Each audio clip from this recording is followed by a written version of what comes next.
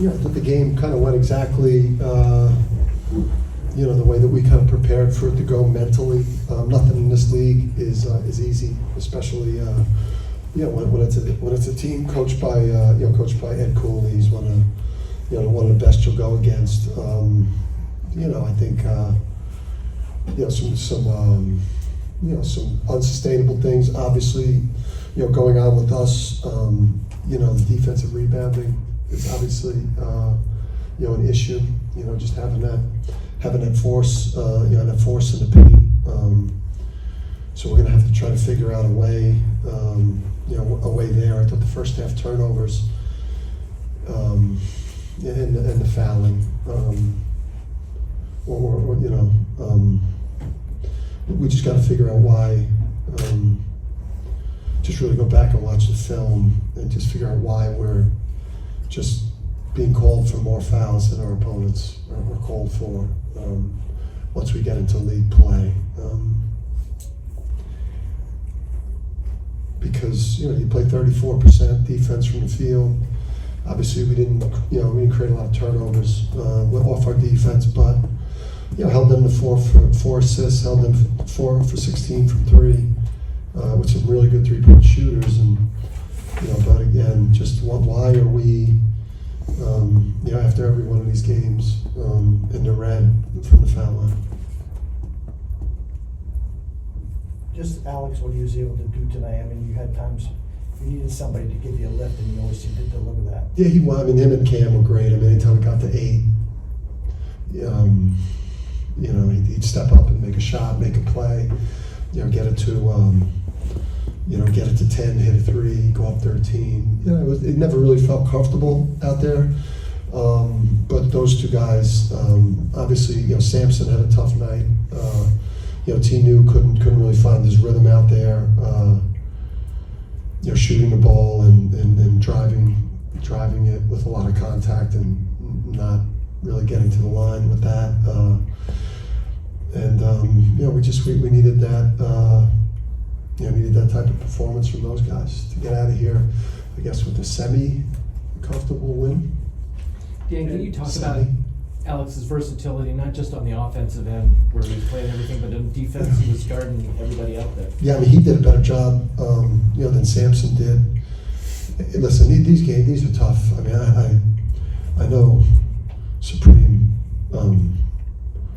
Cook fouled out, but I mean, some of the stuff that's going on underneath the basket, I mean, it's insanity. I mean, it's, like the amount of just physicality when shots are going up and people just throwing each other out of the way, but then a touch foul on a drive, there's got to be and those guys, I mean, Lamar's great. He's a big time ref. He goes deep into the NCAA tournament.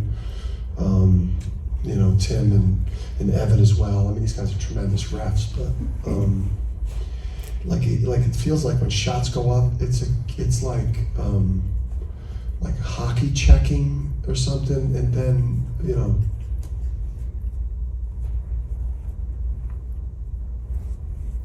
they were able to. What's the question? Well, I don't know if this was part and parcel of that a little bit, but they were able to drive the lane pretty successfully. Is that a concern for you guys? I think that we felt that in this particular game, and we've been, I think, we've been better in terms of forcing misses now. Obviously, our Ken Palm and our defensive efficiency is not going to improve much because we didn't finish possessions with defense rebounds, and we didn't turn them over much. But really, I think our fear in terms of how we could lose this game was if Epps made 3 or 4 threes, if Ish made a couple threes, if Heath made a couple threes, I think if Styles made a couple threes, I think we were willing to get spread out a little bit more in this game. We just didn't feel like we could lose the game, and if they just made a lot of twos, and if we just took the 3-point line away. Yeah, Alex in particular, these last 4 games, he's something like 17 for 23 on threes. They're all victories. Just And that's after kind of a little bit of a cool stretch shooting. Have you seen him elevate certain parts of his game? Yeah, I mean, some people, I think that just, you see this a lot with different types of players. I think some of them, it takes them a third of the year. You saw this last year from Alex. First third of the year, first 30, 35%, 40% of the year, had some good moments, but wasn't consistent. But he starts to heat up. He's starting to heat up. I think you also see just that sophomore year, the way Jordan was kind of first third of the year, some nice moments, but a little underwhelming at some other moments. But then boom, he took off like a rocket ship. So yeah, I mean, you're seeing it now with him. With Sampson, I imagine you want him to be a little more aggressive rebounding. He's not, but he's also picking up fouls too. How do you kind of balance that? It's tough. I mean, and I thought Stewie was, our version of Stewie was, I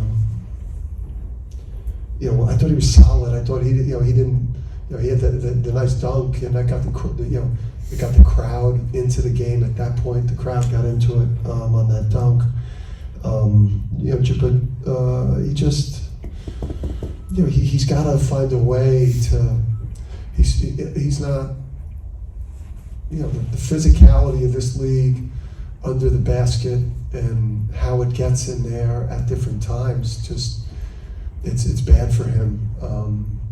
That's why in a non-conference, he looked better. You don't have to deal with this because this type of play is only, it only goes on in Big East Conference play. Do that in the NCAA tournament, you may never ref another game. And maybe the Big Ten too. I think it gets pretty physical in there. But if you watch these other leagues, it doesn't. I watch an ACC game, SEC game. It does not look like that. So it doesn't play to his strengths. But he's going to find a way to break the contact and get off bodies and use his athleticism and maybe stop wrestling so much and break the contact and just try to high point the ball and use his gifts. He's a talented player. We'll get him right. How close was Donovan to being a go today? He looked pretty good in the warm-ups. He looked good in the warm-ups? Yeah, moving his feet around pretty good. I didn't see any of the warm-up. I'm in the back hiding. Yeah, I mean, he looks good. I think going into this week now, you're on the Kling Kong watch. But he was not. He's working. He's now gone multiple days of doing things, and he's having no symptoms whatsoever. He feels completely great. His weight is down. He's really committing to getting his weight to the point where it was last year, where he was flying around and doing all these things. And I think when he gets back there, you're going to see Sampson's game will elevate when he gets some help there. And how will you incorporate him back in? Because obviously you can't just throw him in for 30 minutes. Yeah. But how does that kind of, how do you see that working? Yeah, play him in spurts and, obviously we're not going to, listen, we know, I think, who do we play next? Creighton? Right. Yeah, I mean, listen, he's, the only way he's out there versus Creighton is if this thing continues to progress and we feel like he has had enough practice time. We're not going to rush him out there just because you've got Kalkbrenner and just how brutal of a matchup that looks like based on how things have been going recently for us. So, on the interior. So, I think it'll be pretty seamless. He has the experience from last year coming off the bench. We'll do that initially with him. And kind of play him like we did last year, short spurts until he's potentially ready to do starter minutes. To go 5-0 without him so far, just what have you learned about the capabilities of this group that you have? And obviously, inside you'll get a boost from him when he comes back, but how high could this team's ceiling grow? I think we got a super high ceiling. I think you look around college basketball, people are getting picked off. Road, home, different places, with their full roster. And again, Donovan's not a starter, Donovan's not a starter. Donovan is one of the most impactful players in the country. he changes everything on the court. When he's not in there, we're vulnerable. I mean, we're vulnerable, but we've got the will and the confidence of a championship program, and in the most brutalist, is that a word, Bobby? Can be now. In the brutalist league in the country, we've won 5 straight without, one of the handful of most impactful players in the country at both ends of the court and on the backboard. And, I'm incredibly proud of the boys. Do you want to be ranked number 1 with all that being said? Does it matter tomorrow? I mean, I think it matters less when you're coming off of a championship.